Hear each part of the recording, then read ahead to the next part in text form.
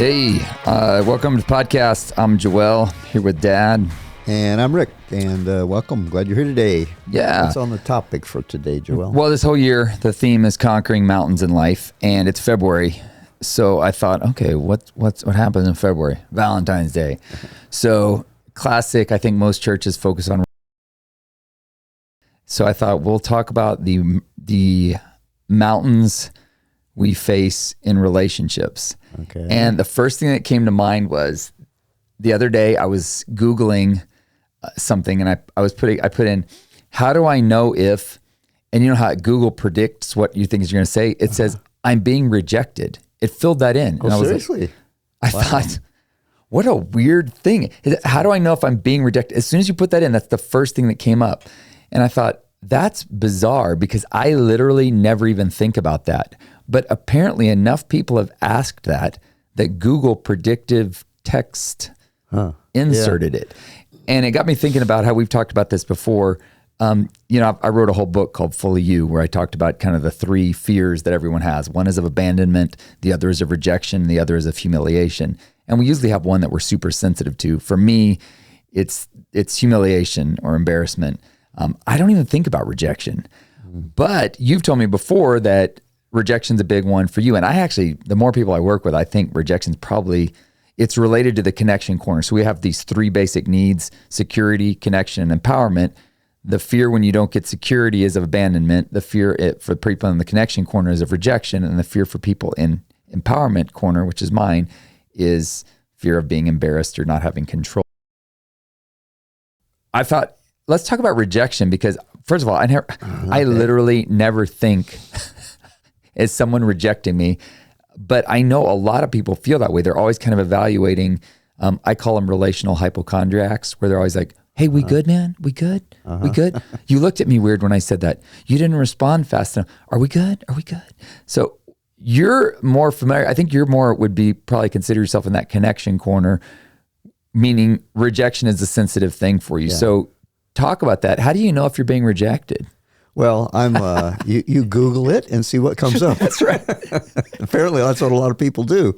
I'm definitely in the connection corner, but I also deal a lot with in fact, I think based on my growing up, I deal a lot more with the shame and the embarrassment. Right. And it's all the shame, right? The shame of not having gotten security or connection or empowerment leads to fear of not getting those three things. Yeah. But the rejection is, I had an interesting situation because I had a pastor who was mentoring me. Sam Kelly was mentoring me. You know him when I was younger, and he was always talking to me about rejection. He says, that's one of the things you deal with, you suffer with, or you deal with. And I thought, because I always had this picture of rejection being like a puppy with its tail between its legs, kind of, going off into a corner, and I thought, well, I don't feel that way, And he said, here, I want you to read this book, and it was a book by Charles Solomon. How can I remember that name? Because it's an oldie called The Ins and Out, singular, out of rejection. And so I began reading it. I said, okay, I'll read it. And he talked about there are two types of rejection, or reactions, I suppose, to rejection. One's overt and one's covert.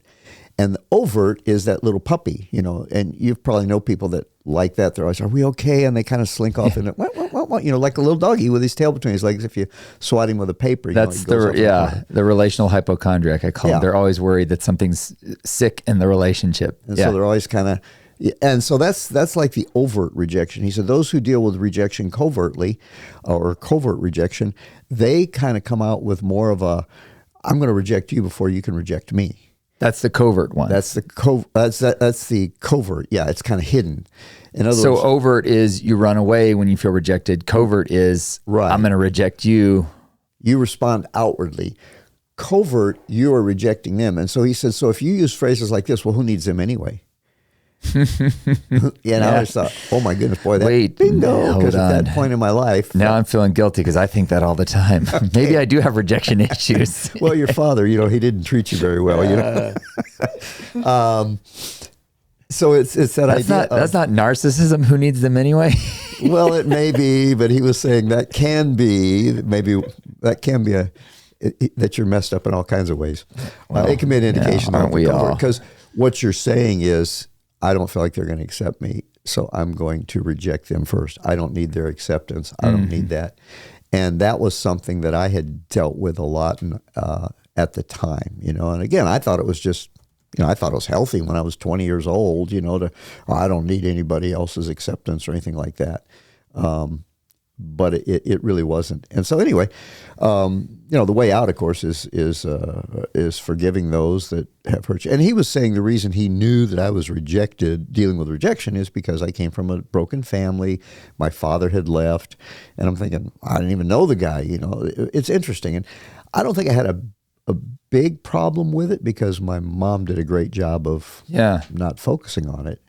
But because of that, being rejected by your father, I never thought it through that way. But I'm not one to think it through a whole lot. But I began to realize that, and I realized, I had dealt some with it, and some of the other indications, I don't remember what all of them were. That was the one that kind of bingoed me to say, I never thought of two types of rejection. One where you internalize it and you just reject first. That's kind of a presumptuous of him to assume, though, that you would have rejection issues. But I thought it was too, and I thought, I don't. He was pretty insightful, but I don't know necessarily knew the science of why he was insightful. Yeah, and maybe there were other things he saw too, or maybe it was just, and probably was, because I was, at that time, I didn't really like people very much. I was kind of, I'm by nature, I'm an introvert. Yeah, that's the other challenge is when you're introverted, you're like, is that rejection or? Yeah. So that makes me think too of, I was talking to somebody else the other day, he was talking about how he struggled with rejection, but he was saying that really what he perceived as rejection was just his father's own personality quirks. Yeah. So, it's not what happens to you that makes the impact. It's how you've interpreted what happens to you that makes the impact. Yeah. And so many times we actually have a wrong perception of something our father was. And as we get older, hopefully you begin to see it different. Yeah. But it's really, you can have a perception that you were being rejected when there was no rejection whatsoever because of your personality type conflicting with your family's. Yeah, and that, he's my stepfather technically, but I never thought of him that way. In fact, I didn't even realize I was adopted until I was like 20 years old. I mean, I remember them changing my name, but I didn't realize that was adoption. Again, I'm not too insightful. That's what everybody does. Cool. Yeah. Okay, great. We're gonna go change my name. Fine, that's great. And later I realized, oh, wait a minute, that was the adoption process. So that was one of the reasons too. He says, the fact of being adopted, but the point is that that father, he wasn't too connective with us. I mean, he worked in a scrap yard, running a crane all day and moving junk around, heavy metal and stuff. Not heavy metal like music, but moving junk around. And he'd come home dirty and tired at the end of the day, and just didn't. He didn't come sit on my knee and let me tell you a story. It just wasn't that way. He just didn't relate to us very well, and so. That impacted me too, but I never really thought of that as being rejected on my part. But again, I'm not a deep thinker. I'm not into all that stuff. I'm just kind of. Yeah. So, I mean, so much of what we do is, it feels instinctive because you develop it when you're so young before you even know how to respond to it. But oftentimes the things that feel like, I'm just that kind of a person, I do that well, it's actually something developed early on. Yeah. So something that came to my mind when you talked about his answer for rejection was Isaiah 53:3, where it's talking about Jesus, and it says, he was despised and rejected by men, a man of sorrows, acquainted with grief, and as one from whom men hide their faces, he was despised, and we esteemed him not. It's just interesting that you were saying his response was forgiveness. I mean, I guess Jesus ultimately felt all of the things. He felt the abandonment that comes from lack of safety. He felt the rejection that comes from lack of connection. He felt the lack of the humiliation. He literally bore all those things. That's a very Christian word. He bore them on the cross, but he carried all those things in the cross. That's why the cross is such a powerful, not just what was done on the cross, but the symbol of it is of the humiliation, the rejection, the abandonment. He even said that. He's like, why, my God, why have you forsaken me? Isaiah says he was rejected by men. And then he also in the middle of that says, Father, forgive them, for they know not what they're doing. Right. So what does forgiveness look like? Again, you're more sensitive to the rejection thing than I am. I've had to figure out my own issues with control and empowerment. What does forgiveness look like when you, and how does that change your fear of rejection from then on out? Yeah. Well, the other half of that was then you find your acceptance in God. I'll never leave you. I'll never forsake you. And, frankly, all that was too ethereal for me. It is very ethereal. Find your love and acceptance in God. Find your identity in Christ, and that was one of the things he used to always say to me, too. It's like, so who are you? And I say, well, I'm this and this. No. Who are you in Christ? I'm going, I don't really know what you're talking about. Later, I began to understand what he was trying to say. And what was that? Well, because if you find your acceptance in what you do, okay, I'm a pastor, I'm a preacher, I'm a teacher. What if I lose my voice?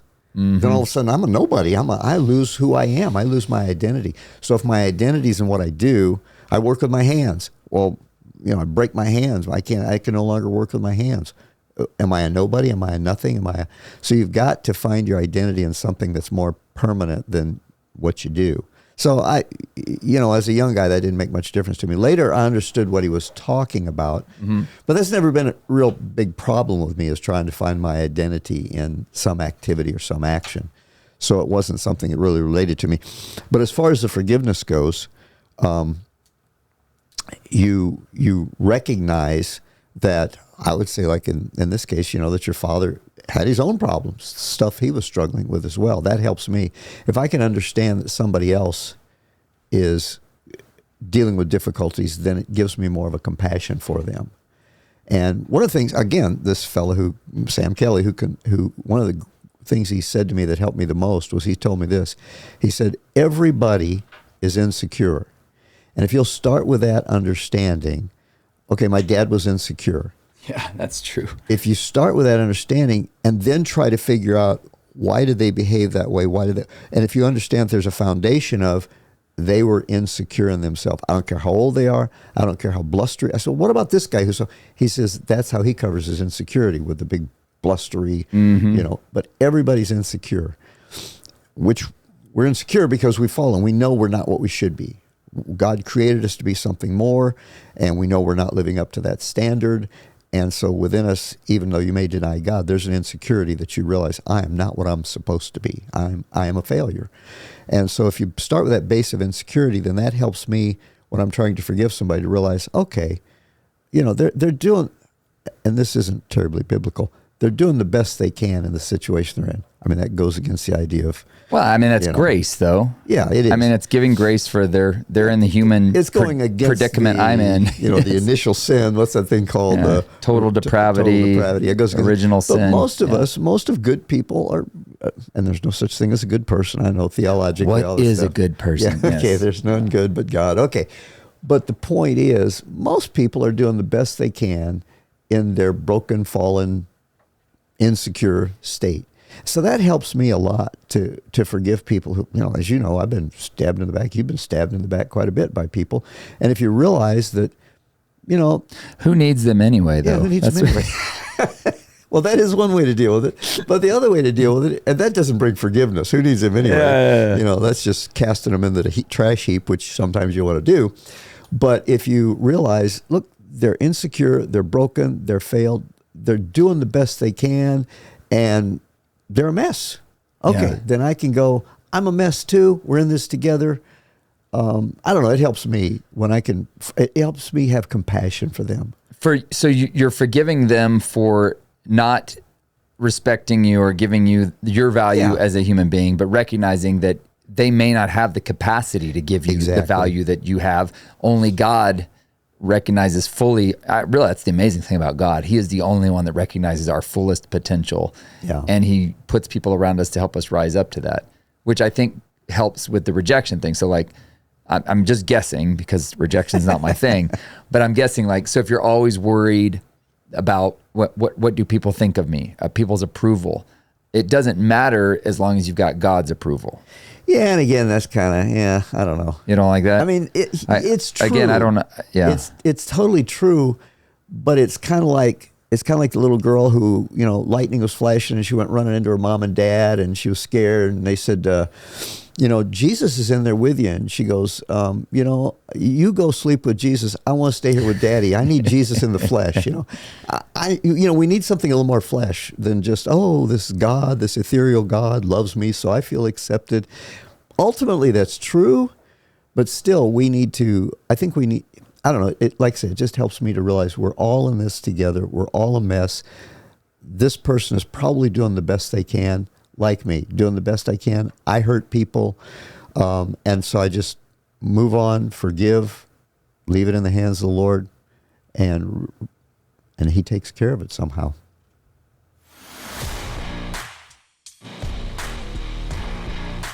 Thanks for listening. Please consider sharing this with your friends on the platform of your choice. For more from Joel Malm, visit joelmalm.com. For more from Rick Malm, visit rickmalm.com. Our podcast music was produced by Alex Burleson.